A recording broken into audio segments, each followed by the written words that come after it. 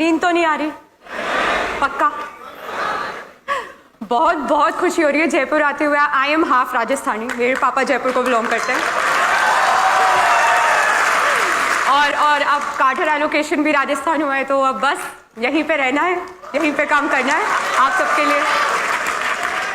तो I think Athar sir ने बहुत मोटिवेट किया, उसके पहले Chandramohan sir, Vipin sir and Sarneet ma'am. Civil services हम जब भी सोचते हैं तो बहुत सारी चीजें, अच्छा लाल बत्ती, अच्छा रुतबा है, अरे वाह, इतनी रिस्पेक्ट मिलेगी, एक ग्लैमर भी है, और हम इन सब चीजों से अट्रैक्ट हो जाते हैं कि यूपीएससी की तैयारी करेंगे, सिविल सर्विसेज देंगे। पर ये जो पूरी जर्नी होती है ना प्रिपरेशन की, ये सबको पता ही है काफी मुश्किल होती है।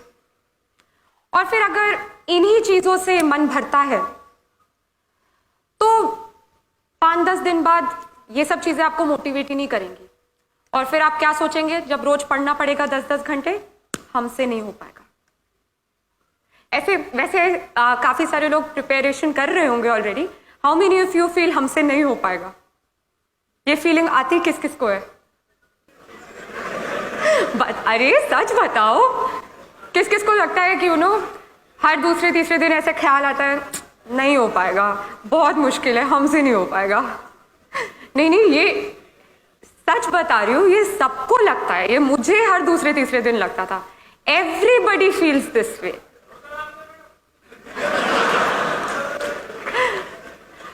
क्योंकि ये एग्जाम इतनी कॉम्पिटिटिव है, इसमें हर फील्ड से स्टूडेंट्स बैठते हैं, इतनी ज़्यादा पढ़ाई करनी पड़ती है।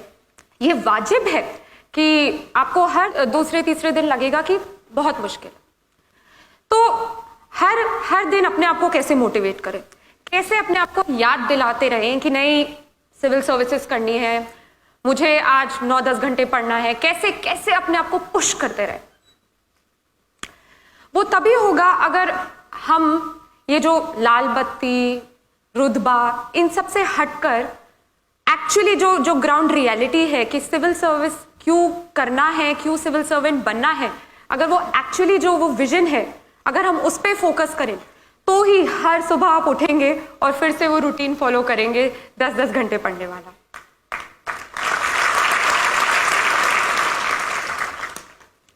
हम रोज अखबार पढ़ते हैं, सिविल सर्विस एस्पिरेंट्स तो पढ़ते हैं अखबार। कितने लोग अखबार पढ़ते हैं अच्छे से एज इन 2 घंटे लगा के अंडरलाइन करके? नहीं, और हाथ दिखाओ, ऐसे मत करो। सो हम पढ़ते हैं और चीजों के बारे में जानते हैं, अच्छा यहाँ पे रोड ठीक नहीं है, यहाँ का पानी गंदा है, हवा जहरीली है, इंफ्रास्ट्रक्चर बेकार है, उतनी जॉब्स है नहीं जितनी चाहिए। हम बहुत क्रिटिसाइज करते हैं, सरकार ये नहीं कर रही, वो नहीं कर रही।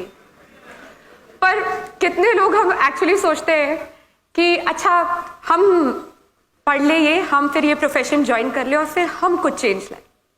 कितने लोग सोचते हैं? अरे वाह, जयपुर तो भाई कमाल है। यहाँ पे पहले से मेरे बोलने की जरूरत ही नहीं है, पहले ही विजन बने हुए। जी। सो अगर आप हर दिन जब अखबार पढ़ते हैं और इन सब मुद्दों पर सोच विचार करते हैं, तो फिर हर दिन आप मोटिवेटेड रहेंगे। अगर आप में वो चाहत है कि जब मैं सिलेक्ट होकर सिविल सर्वेंट बनूं, मैं कुछ बदलाव लाऊं अपने एंड पे, जो मैं क्रिटिसाइज करता रहता हूं, कंप्लेन करता रहता हूं, करती रहती हूं, अगर मैं सिलेक्ट होकर मैं कुछ चेंज ला सकूं, तो आप बिल्कुल सही रास्ते पे चल रहे हैं।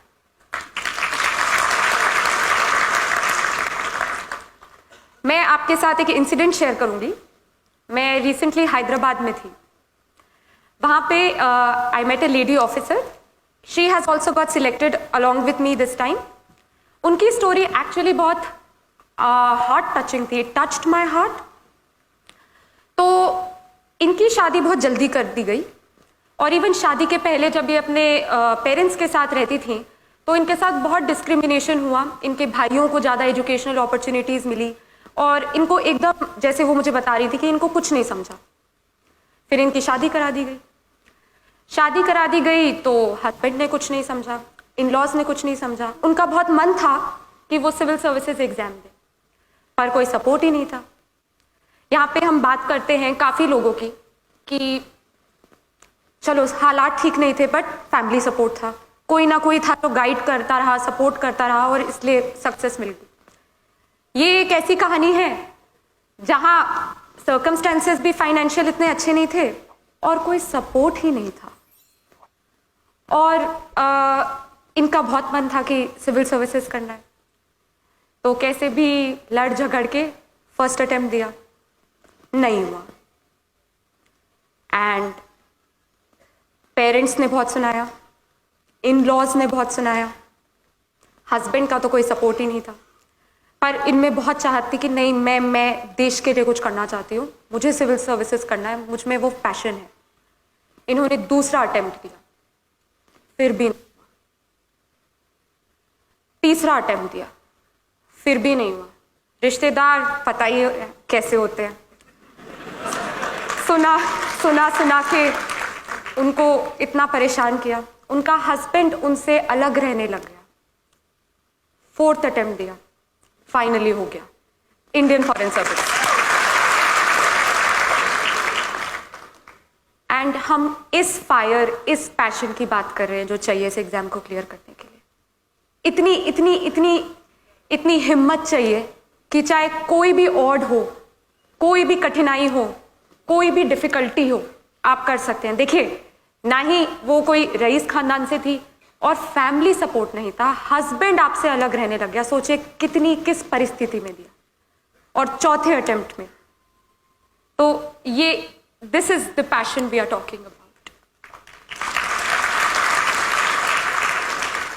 माइकल फेल्प्स का नाम सुना है आप सबने? तो बीजिंग ओलंपिक्स जब हुए थे उसके जस्ट आप समझ लीजिए 1-2 महीने पहले की बात होगी, उनका एक्सीडेंट हुआ। डॉक्टर ने बोला कि उनका शायद राइट हैंड इंजर हो गया था and he said, doctor said that I don't think अभी आप यूज राइट हैंड से कर पाएंगे, कि ज़्यादा चोट लगी है। ही सेड तो क्या हुआ, पैर तो है। And then he went on to win 8 medals in Beijing Olympics. तो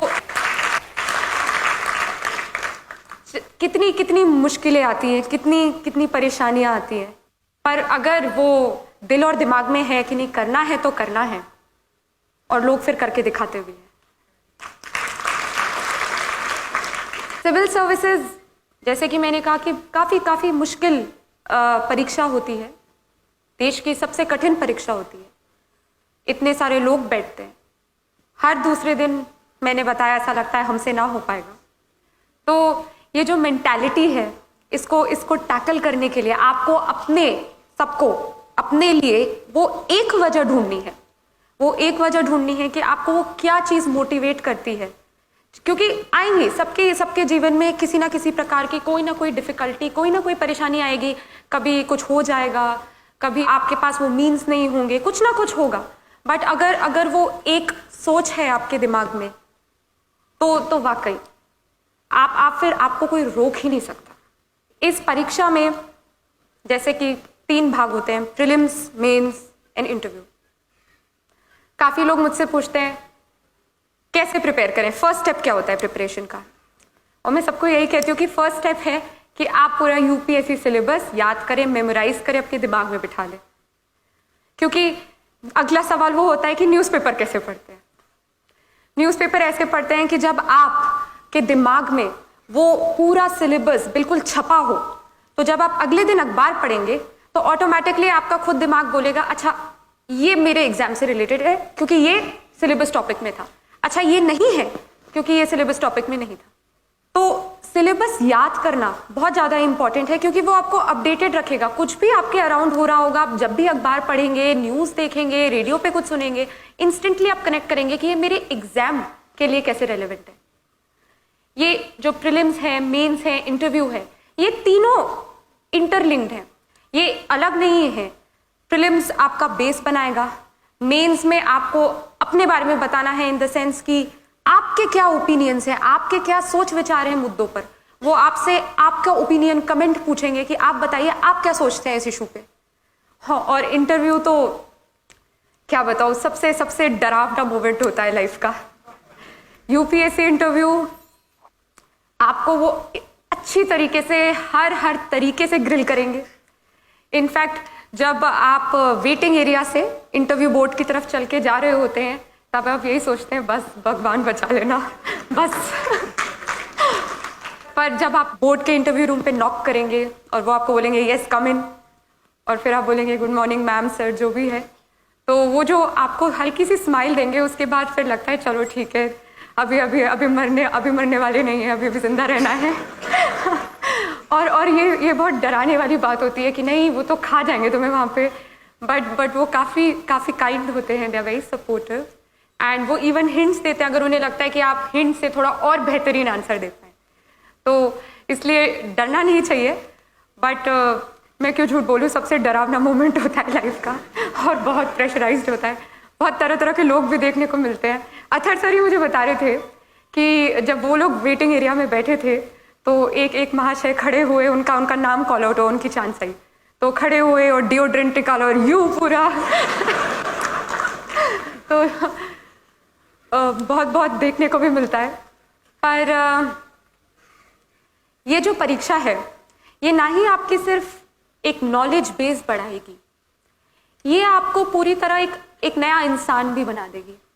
क्योंकि ये जो मेहनत के 2 साल आप देंगे यूपीएससी की परीक्षा के लिए, ये आपको सिखा देगी कैसे कम सोना है, कैसे हर चीज़ सैक्रिफाइस करनी है, कैसे आप डिसिप्लिन्ड होना है। डिसिप्लिन मतलब हर दिन वो ही स्केड्यूल फॉलो करना, सुबह 8 बजे से लेके रात के 8 बजे तक की पढ़ाई करना।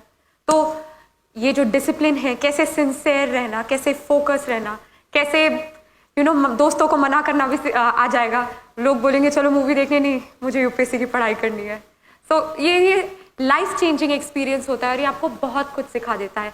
जो मुद्दे चल रहे हों आपके आसपास देश विदेश में, आप इतना पढ़ेंगे उन पे कि आपके ओपिनियंस बनने लग जाएंगे कि नहीं ये गलत है, ऐसा होना चाहिए, या ये सही है, ये बिल्कुल ठीक हो रहा है। तो ये इसको एक अपॉर्चुनिटी की तरह भी देखिएगा कि आप जब इस एग्ज़ाम के लिए पढ़ रहे हैं तो ना केवल आप सिर्फ अपनी नॉलेज बढ़ाएं बट अपने आप को एज अ पर्सन भी डेवलप करें। क्योंकि वो सिर्फ पढ़ाकू लोग नहीं चाहते, वो ऐसे लोग चाहते हैं जो आराम से अपनी दिल की बात व्यक्त कर पाए, जो एक लीडर बन के सारे सेक्शंस ऑफ सोसाइटी को साथ लेके आगे बढ़ पाए, जो बहुत कंपैशनेट हों, जो सेंसिटिव हों, जो भारतीय संस्कृति को समझते हों। तो ये एग्ज़ाम सिर्फ एक नॉलेज एक्वायरिंग एग्ज़ाम नहीं है, ये एग्ज़ाम आपको एज एन इंडिविजुअल भी चेंज करती है और आपको एक अपॉर्चुनिटी की तरह से देखना चाहिए कि आप कैसे एक बेहतर रिस्पॉन्सिबल सिटीजन बन पाए। तो ये पूरी फिलॉसफी है इस एग्ज़ाम की। अब अगर हम बात करें कि इस एग्ज़ाम में इतना डर लगता है, इतनी कंपटीशन है, हाँ है, बट अगर आप में वो सोच है, आप रेडी हैं कि नहीं मैं कल अगर मुझे कोई बर्थडे पार्टी में इनवाइट करे और मैं मना करके फिर भी पढ़ सकता हूँ, आप में वो सैक्रिफाइसिंग एबिलिटी आ गई है, तो फिर सीरियसली इस एग्ज़ाम में और कुछ चाहिए ही नहीं। इस एग्ज़ाम में चाहिए एक हार्ड वर्क, डेडिकेशन, सिंसेरिटी और आई थिंक सबसे ज़्यादा एक हैप्पी आउटलुक, एक पॉजिटिव आउटलुक। हम लोग सोचते हैं कि यूपीएससी की पढ़ाई बस कमरा बंद करके बैठना है, सुबह 4 बजे उठना है, भगवान की पूजा करनी है, ये है वो है, ये सब तो ठीक है, बट इससे ज़्यादा इम्पॉर्टेंट है कि आप एक बहुत ही पॉजिटिव पर्सन बने रहें पूरे वो 2 साल। पॉजिटिव इन द सेंस कि आप खुश मिजाज ही रहें।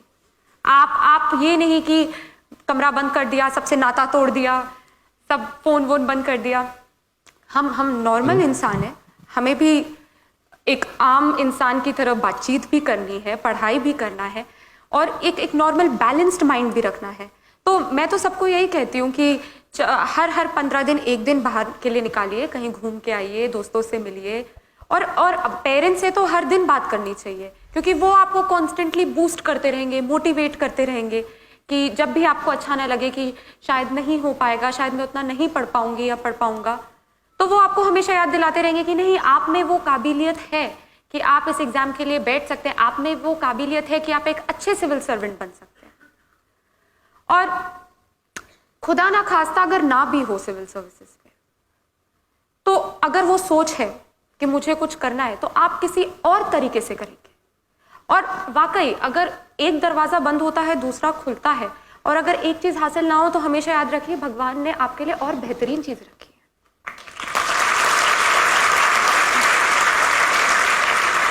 तो यूपीएससी की पढ़ाई ऐसे करें कि जब आपका अगले साल सिलेक्शन हो तो आप बोले, इतनी शिद्दत से तुम्हें पाने की कोशिश की,